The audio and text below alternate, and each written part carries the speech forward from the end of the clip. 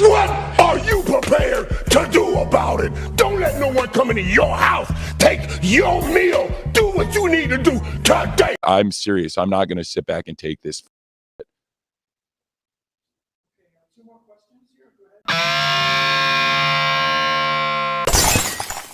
Hey, what's up, y'all? My name is Millennial Smark, and I'm bringing you the slop, the whole slop, and nothing but the slop. Look, man, I only feel bad for myself because I have to review both of these dumbass shows. But in all honesty, though, man, I can't sit back and pretend as if I'm not looking at this situation smiling a little bit, man. You're going to call me tribalistic in a minute here, but that's fine. The amount of times I've seen people going back and forth, not just in my comment section, but on Twitter with this weird pipe dream, this enabling, projecting, I don't know, like you trying to fill your head with dreams and shit like that, actually making yourself believe, right? What's that shit called? Manifesting that you are actually on the level of WWE and that you don't really have to work for it. You can just siphon off the legacy of professional wrestling, have the money put into your hand, and then think to yourself, because you listen to Dave Meltzer, you can do what WWE has been doing for the better part of 40 to around 80 years. If we're talking about television, going all the way back to the territory system, right? And then reality hits you dead in the fucking face. You know, you sit here and you have these fans like to pretend that NXT is like the number one brand when it comes to WWE when it's convenient for the argument. But when the smoke gets brought up to your doorstep and you have to actually play with the big boys, then you tuck your tail. And they do this shit all the time, bro. I don't know why. Just speaking within the terms of a tribalistic argument, I don't know why WWE fanboys keep letting AEW get away with this talking point. But I'm happy that this happened because now all you have to do is just say September 20th. You ain't got to go back and forth.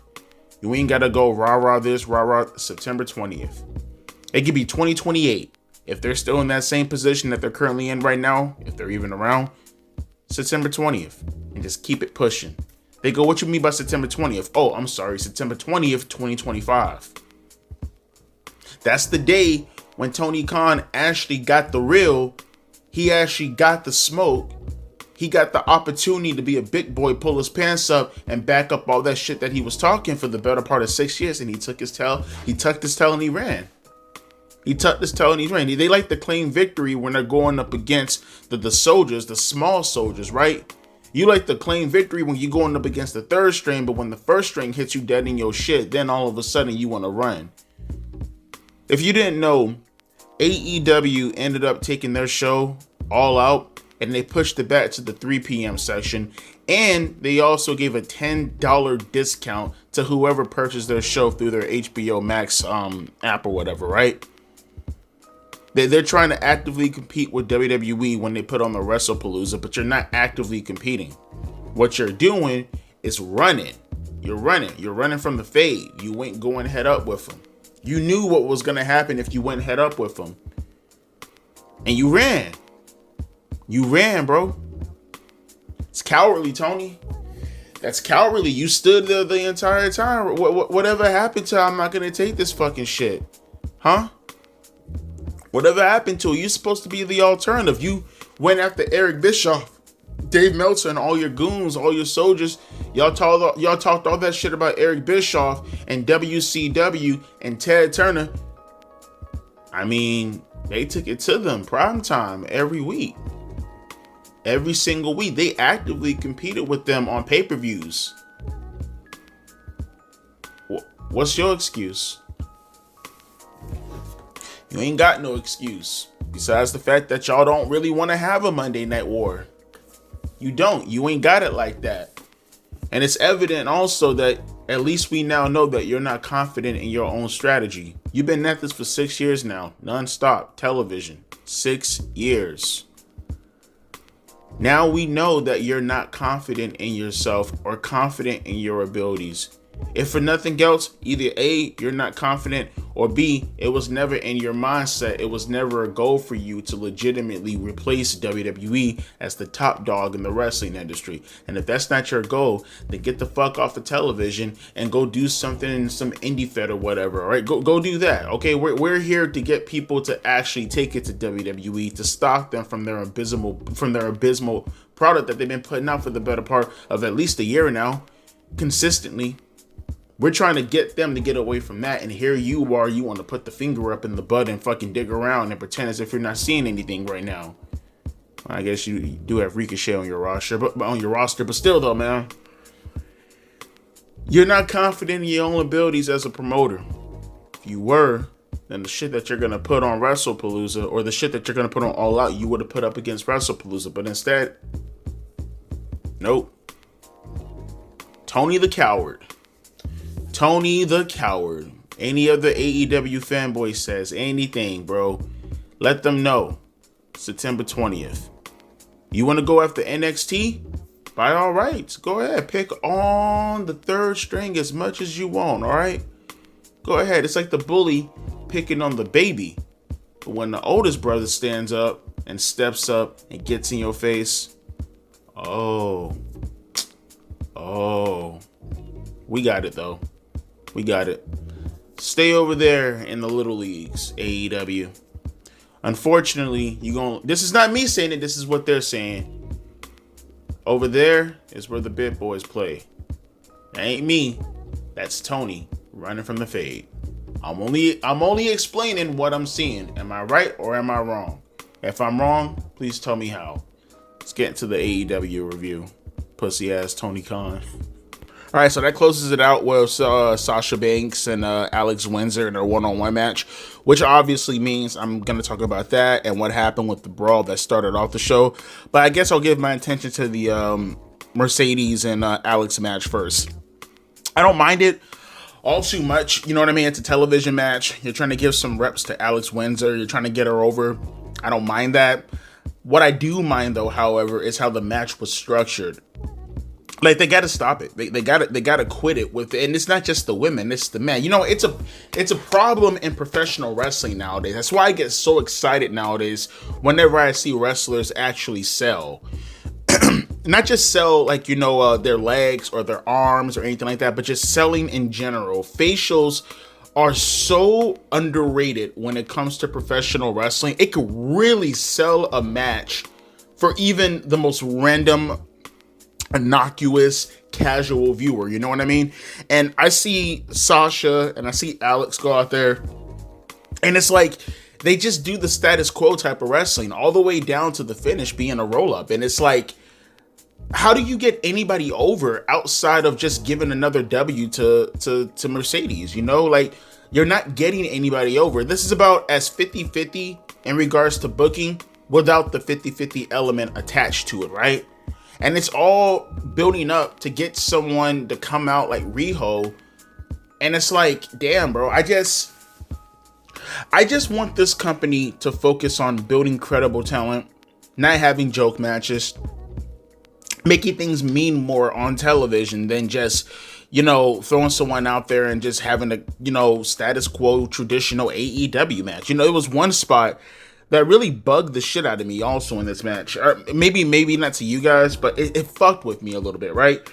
It was a spot where, like, Alex, she locked in the sharpshooter and Mercedes broke out of it, right? But she still had her lock, almost in like an Indian death lock type of position, or a reverse figure four leg lock, I guess you could say it as, right? They roll out to the floor, right? I like that.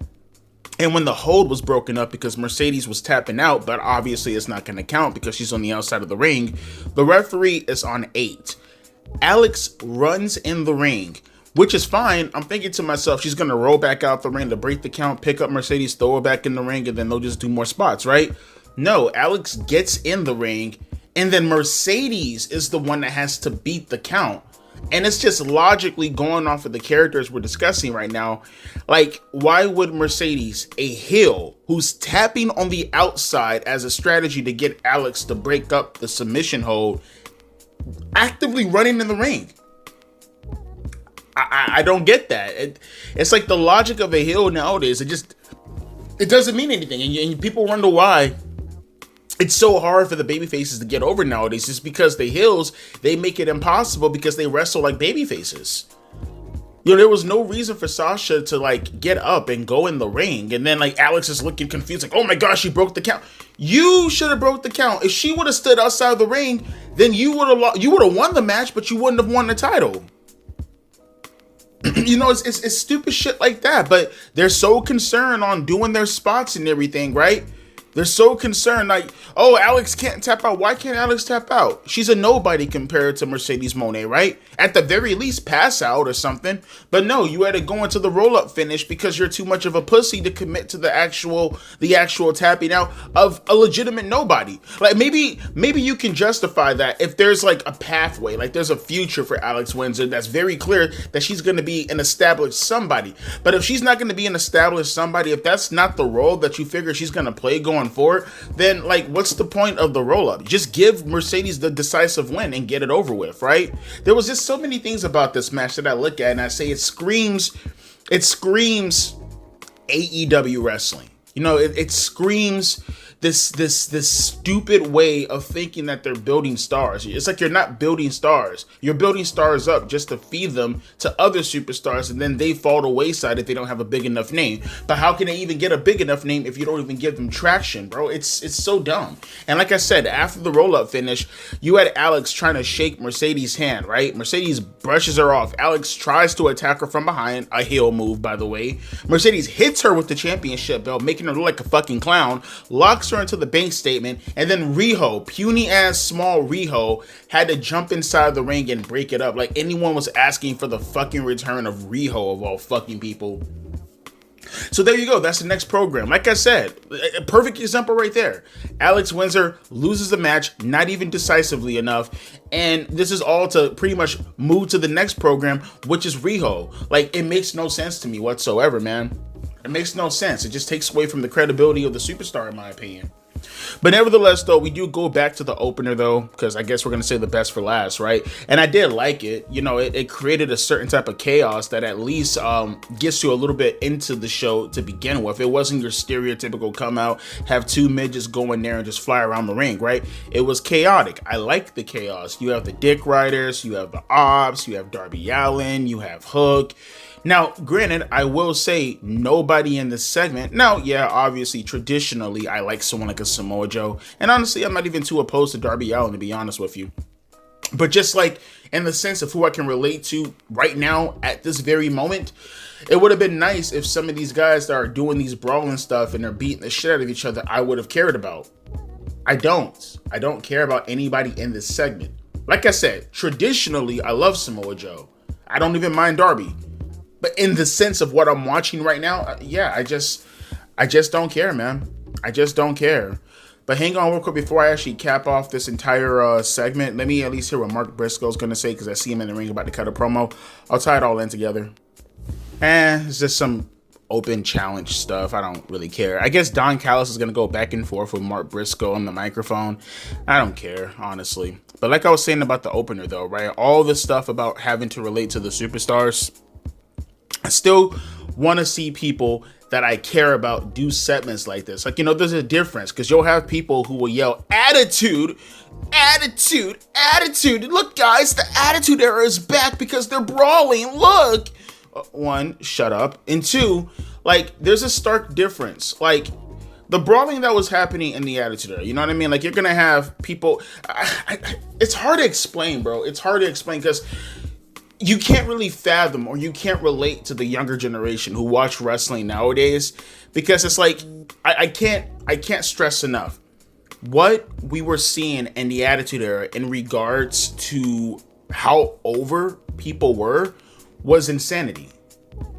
You know, pure insanity. We're talking about from Too Cool all the way up to Stone Cold Steve Austin and The Rock. Like, you can go down. You pick up SmackDown 2, Know Your Role. You can get it through an emulator. Or better yet, just look at the roster, right? I guarantee you 90% of that roster was over as fuck with the audience. They were over as fuck. So it's like, when they were included in doing brawls and stuff like that, it just mattered more. Versus, you have this segment, and yeah, maybe they matter in the sense to like the people who are affiliated with the name of AEW and to that audience, but to everybody else, it's like, who cares? You know, who cares? Like, even Gabe Kid, right? That's something else that really, like, that keeps annoying me. Like, I have nothing against Gabe Kid enough to want to judge him because I haven't seen him enough. That's because he's constantly in New Japan Pro Wrestling. You can't keep doing that also. To a lesser degree, Riho also, but I just don't give a fuck about Riho, whether or not she goes to a Japanese company, and well, I just don't care for Riho. But like this constant going back and forth to Japan and having the superstars do more work there, and then they come back 3 or 4 months later, and then we're supposed to just accept that. Maybe the AEW faithful are cool enough to just accept that, but I can tell you right now, people who watch this show casually enough, and this is the part that kills me too, right? Because you did this stuff with Gabe Kid and Darby Allin, and he puts him in the body bag and drives off and all this other goofy shit. It's like everything as far as relatability. I think this is the core thing when it comes to this entire segment and this time segment in general is relatability. You can get away with so much shit. You have all these AEW fanboys constantly telling people all the time, oh, how about you just go do your research? Oh, how about you just follow the program and watch all the fucking shows like you have absolutely no fucking life? Well, here's the thing. Maybe, because I know on the surface level, people will just call these guys like nerds and geeks and, you know, go get a girlfriend, touch grass, get outside of your house. I don't know, do whatever you can do. Take your hand off your penis before watching television, all this other shit, right? I'm even here to say that maybe you're right. Maybe you're right. Maybe we should do our own research. Maybe we should go out of our way to try to, I don't know, uncover all the superstars who happen to be wrestling for AEW and, you know, I don't know, connect the dots and whatnot. My thing is, if they were interesting enough, if they actually had an interesting character, if they had an interesting story, if there was everything interesting happening within the show in itself, maybe then I can take that chance to want to do all that.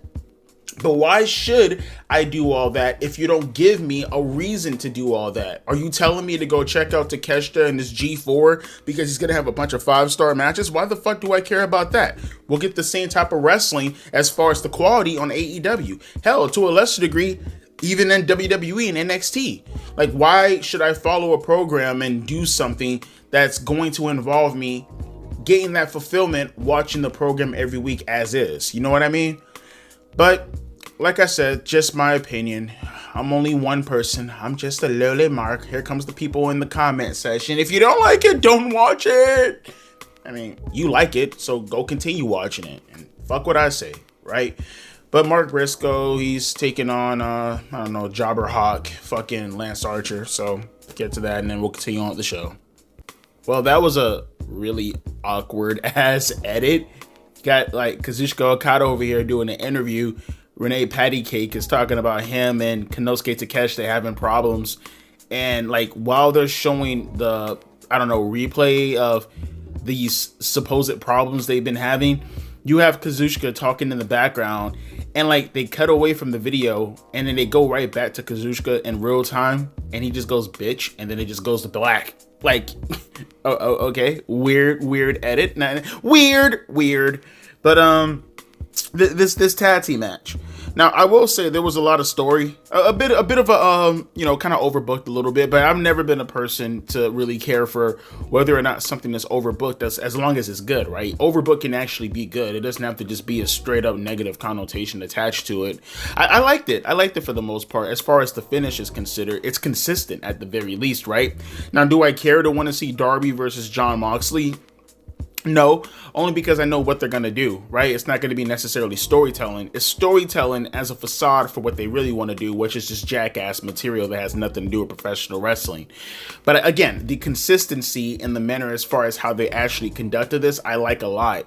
So you do get to the spot where Jon Moxley comes out to help out the Dick Riders, obviously. Darby Allin comes out, he tries to even the odds.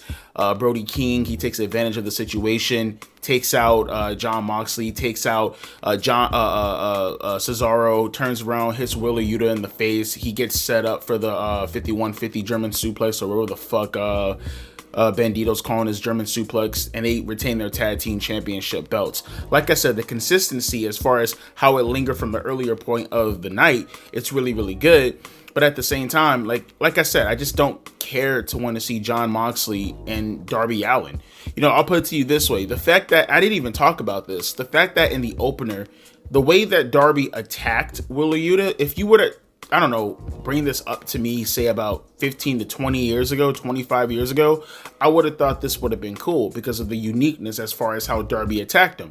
The little thumbtacks on the skateboard. Wheeler Yuta has thumbtacks in his back from taking the attack from the skateboard. That was earlier on in the night. But notice how that is so lacking as far as being substantial enough to for anyone to actually use it as a talking point. Again, that was a thing that people were really, really attached to. Like, I'll put it to you this way. When Cactus Jack used thumbtacks against Triple H, or even in the Hell in a Cell against Undertaker at King of the Ring, right?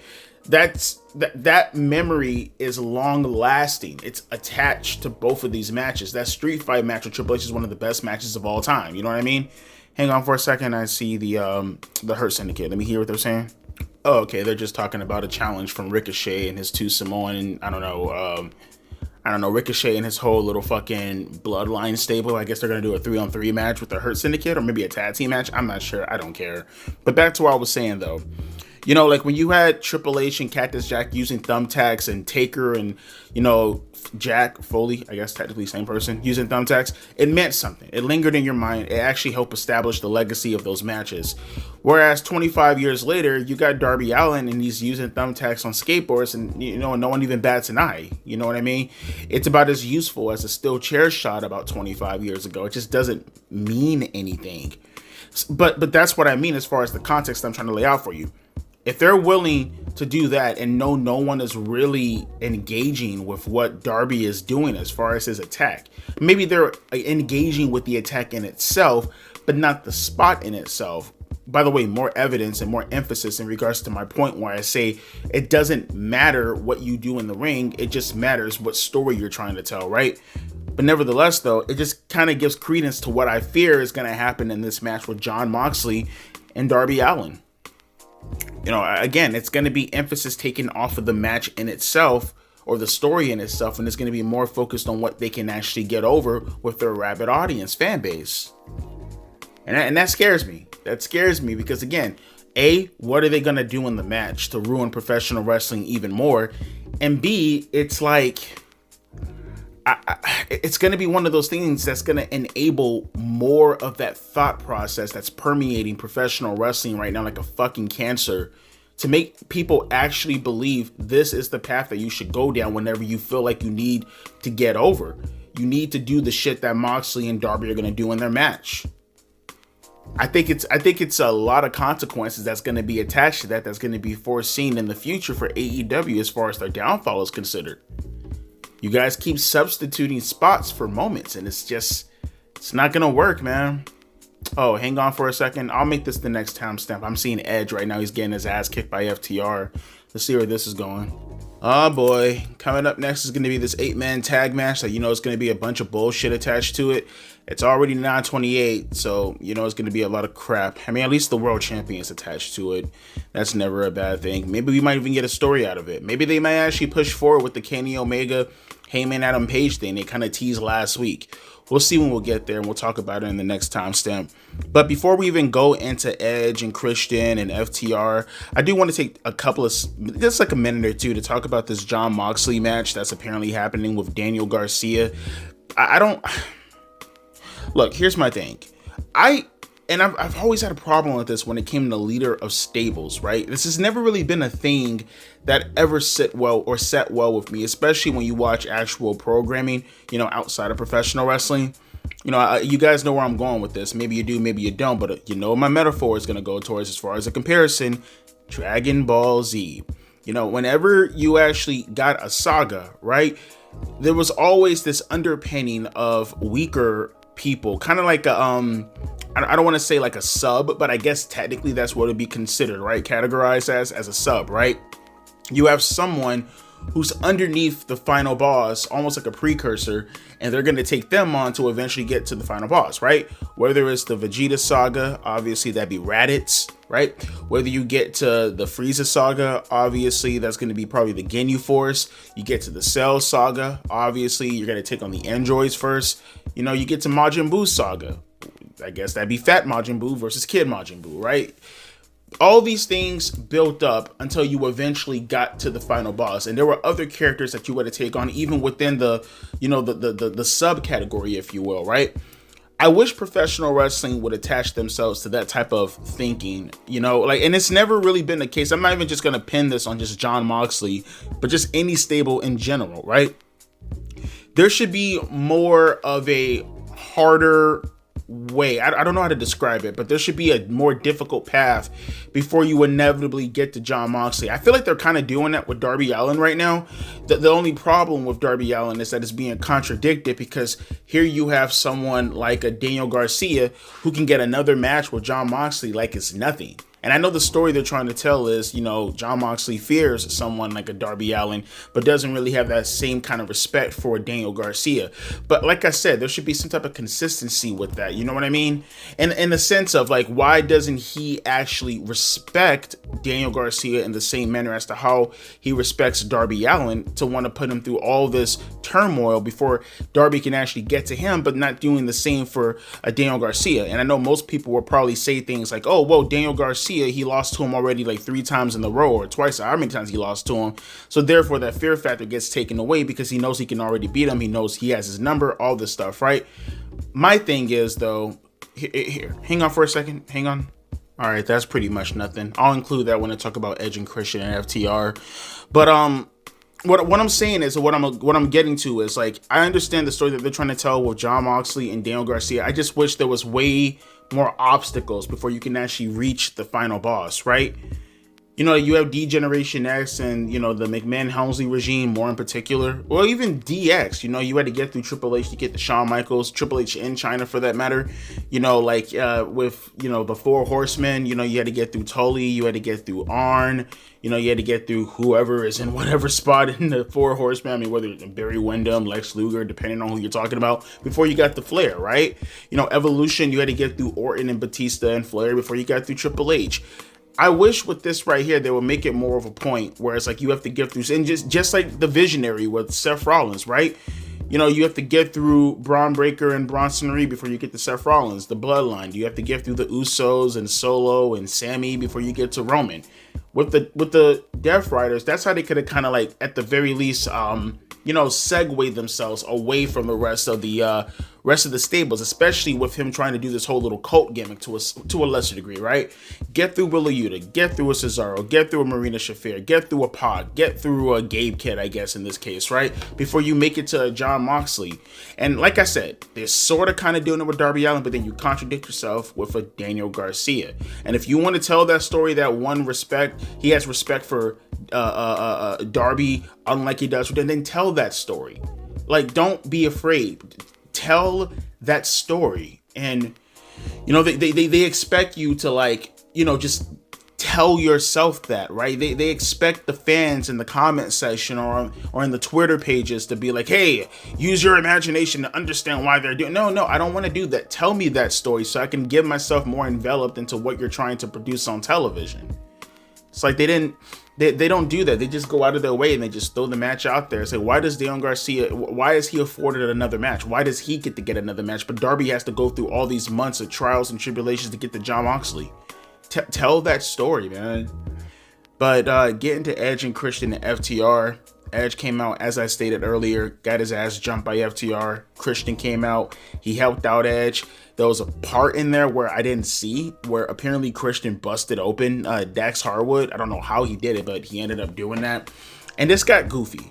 Because when they were doing this, the pull apart stuff, I like that. I like what they were trying to emphasize. Obviously, they're trying to get this over for Toronto. They got to do as much as they can, knowing that they have to essentially combat WWE in the end of the day, right? So I respect what they're trying to do, but don't take away from it, all right? Don't do anything stupid. Don't take away from it. You're doing a pull apart brawl with Edge and Christian. You have these ROH guys, these kids coming out there, and they're trying to break up everything. And then you have FTR just randomly spike power driver a kid. And it's like, it's goofy. I mean, the way you have to set that up, I mean, you have the guys, all those people in the ring actively watching you spike power drive somebody, right? And then one of the kids, I presume it's his tag team partner. I don't know who any of these fucking people are. He's getting upset. He's attacking Dax Harwood. And it's like, you're taking away from the heat that you're trying to build up for Edge and Christian, which I presume, they're going to have this match at Collision. That's why I just paused it. I seen that segment already with one of the kids who I think is the one that attacked Dax Harwood. Cash Wheeler called him over and he was like, go find a tag team partner. You want to make yourself famous. We're going to be the ones to make you famous type shit, right? And I got to assume that Edge and Christian are going to have something to do with that match when it's all said and done. But it's like just stupid shit like that, like you have all these guys right there watching you, right? At least have the kid attack FTR in the process of him getting ready to do, or them getting ready to do the spike power driver. You have all these people in the ring. They're not going to stop you. They're just sitting there going, no, don't do it. And then you do it. And if you were going to tell the story that they're afraid of FTR, then that's fine. They back up. They do whatever they can. Okay, I get that. But if the story is still going to be this guy is not afraid of FTR and he's going to attack him, then it's like, why didn't you do that when they set up for the spike power driver to begin with? It's just, it's that type of line of thinking that really infuriates me when I see shit like that, right? Because you're taking away from the heat that you should be very much focused on, even if you are going to do something with that at Collision or whatever. Maybe design another story where you have these guys constantly going at each other's throats throughout the night or something like that. That's how you build heat. That's what you need to be doing. If you're going to take away that heat to put it on some young talent, and this is the way you're going to do it, this is the way you're going to develop it, it comes off corny as fuck to me. It's taking heat away from another program that really desperately needs it right now, knowing your position going into this pay-per-view, to segue into this to give these guys heat. And it's like, I just don't like it. I don't like it, all because you want to do an angle most likely at Collision. There's ways to get around that, and there's ways to get to that while still having the focus solely on the talent who are going to be participating at the pay-per-view. Does that make any sense to you guys? Am I making any sense? Like, don't take away the heat if taking away the heat as far as the consequences and the rewards ain't gonna really merit anything in the end of the day. If that's gonna be the case, then keep the heat on the people that needs to be focused on. And if that means going another direction as far as cultivating a whole new story in order to get that point across, that's what you need to do then. That's what you need to do. I couldn't fathom, for an example, having Shawn Michaels and Kurt Angle do something, right? And the point of Marty Jannetty being there is because Marty Jannetty has a past with Shawn Michaels. That's the point. You can say the same about Sherry Martel, right? That was the point. That was the segue. The segue was to get back at Shawn Michaels because of these people who he is fond of, who goes back in his past with him. Can you imagine Shawn Michaels and Kurt Angle having a match and they just pull out some random jobber from fucking OVW, what is it? OVW, right? OVW Wrestling. Imagine pulling a jobber out of there during a breakup and Kurt Angle locks him into the ankle lock or some shit, and now they're gonna have a random match on SmackDown. That just takes away the heat. We have Shawn and Kurt going into WrestleMania, and I'm not comparing them to Edge and Christian and FT. I'm not comparing them as far as significance. I'm just making a point. You wouldn't do that with this angle because of what you're trying to do going into the pay-per-view, because that's one of your marquee matches. So why would you do it in this instance? That's the comparison that I'm making for those who can't follow. I don't know. I thought this was kind of a fail in my opinion, but I guess going into Collision, we'll see where it goes from there. But right now we have this 8-man tag team match. Again, as long as we get a simple conclusion, a reasoning, I want to see where this leads to as far as Kenny and Hangman Adam Page. We'll see. I can't judge it until I see it. Okay, so that's the path that they're going down towards. It's gonna end up being Kyle Fletcher taking on Hangman Adam Page for the World Championship. I guess I don't really necessarily hate that idea. I mean, they're trying to build up, Kyle Fletcher as inevitably, maybe in a couple of years, being the face of AEW. I get the path that they want to go down towards, but I feel like if you're gonna do this, like, you have to establish him a lot more. They had a whole year since Kyle Fletcher has turned heel and went on this venture as far as this whole new gimmick that he's doing since turning on Will Ospreay. Again, I don't hate the idea necessarily. I just feel like if this is the path that you're going to go down towards, you have to do a lot more to establish who Kyle Fletcher is with the audience, not just the AEW audience, but overall. You know, I honestly don't even know his character. I know they're trying to do this whole like what is it called, the prodigal star or the photon, the whatever fucking kind of star. I don't fucking know. If this is the path that you're gonna go down towards, you have 2 weeks, right? 2 weeks, I guess 3 weeks, but 2 shows before we actually end up at All Out. Build him up more.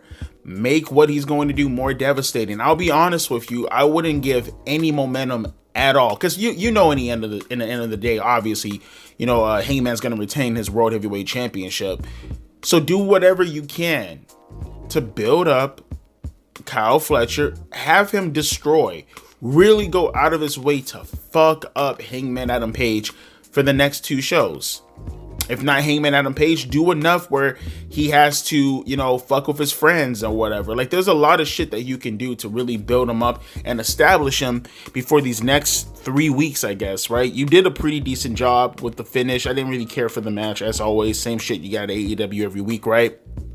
But that brain buster off the apron through the table, even then, I say be careful with stuff like that also, right? Because I feel like doing shit like that is pretty unnecessary, you know, like, and not only is it unnecessary, but I think it's a detriment because, again, of what it actually portrays optically, right?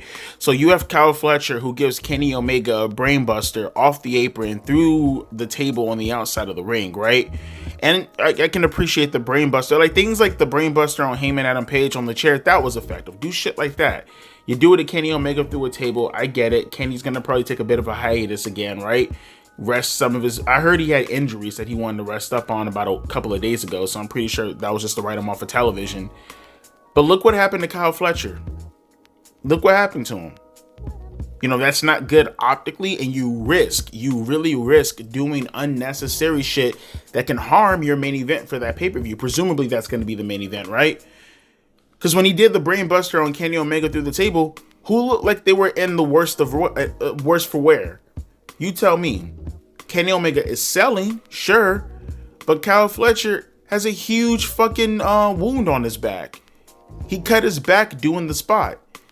Now, I get it. Realistically, he's doing it because he wants to protect Kenny Omega. We know this. Obviously, he's going to do his best, especially with, you know, the reputation he's been having these past couple of months.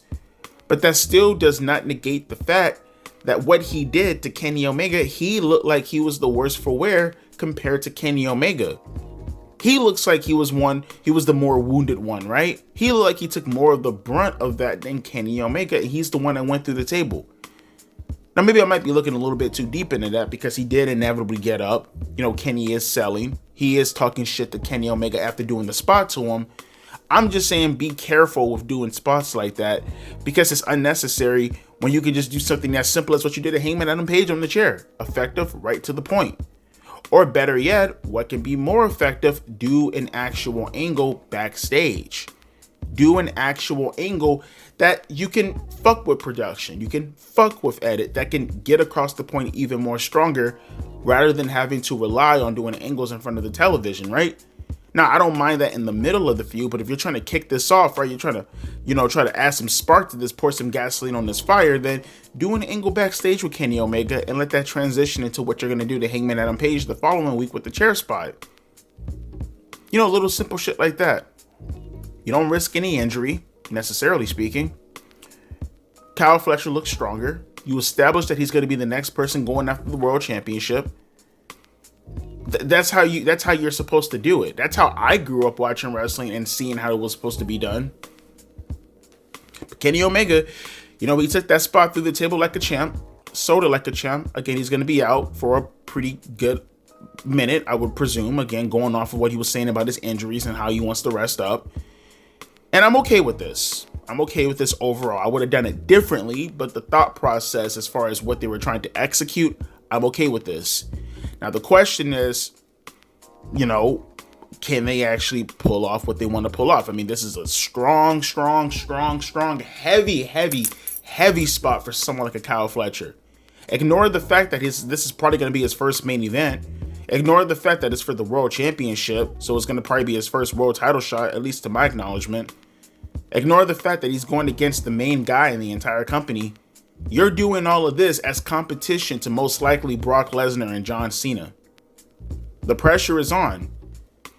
They're not going to do anything remotely close statistically to what Brock and John are going to do for the numbers when it comes to WrestlePalooza. Obviously, you could have put anybody in the main event spot. It's WWE. You have no chance in hell. But let's see. Let's see how someone like a Kyle Fletcher actually carries the weight of pressure on his shoulders, and let's see what he actually can do underneath the spotlight like this, right? Let's see. I think you need to do a hell of a lot more these upcoming weeks to make sure that he's ready for a spot like that. Like I said, you're not going to compete with WWE no matter what you do. But nice way to test the waters. Not comparing him. I'm not comparing him. I'm not comparing him. I'm not comparing him. I'm not comparing him. Said that shit 1,000,001 times. Saying it again. I am not comparing him. Shut the fuck up. I'm making a metaphoric comparison. But Stone Cold Steve Austin had to start out somewhere. The Rock had to start out somewhere. They didn't immediately go into the main event scene. You know, Rock had to start off with Austin, ironically enough. Austin needed a Bret Hart. Austin fought in the Fatal 4-Way match for the World Championship when it was vacated in February of 1997, when Shawn Michaels lost his smile. You can kind of view this spot that Austin, almost called him, Austin Theory wish he was in this spot. You can kind of view what Kyle Fletcher is doing right now as being very reminiscent of how WWE tested the waters with Stone Cold Steve Austin. Just see what happens.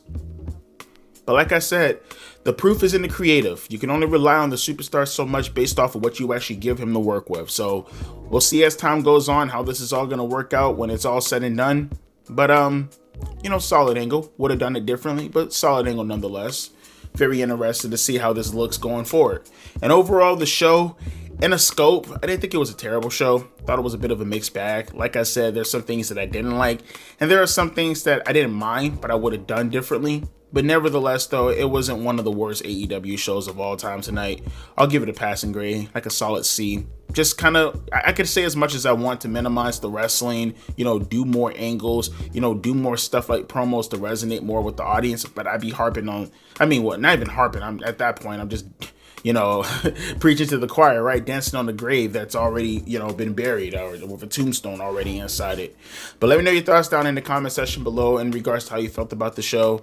I know not a lot of jokes tonight or anything. I didn't really have it in me. I just really wanted to watch the show for what it was worth and just comment on it and just get my thoughts on it. Didn't really have a lot of comical hero human coming out of this show. Some, but not a lot. But like I said, let me know your thoughts down in the comment section below. As always, my name is Devontae, aka Millennial Smart, and I'll be catching you fine folks later. A deuces and a P. Ice.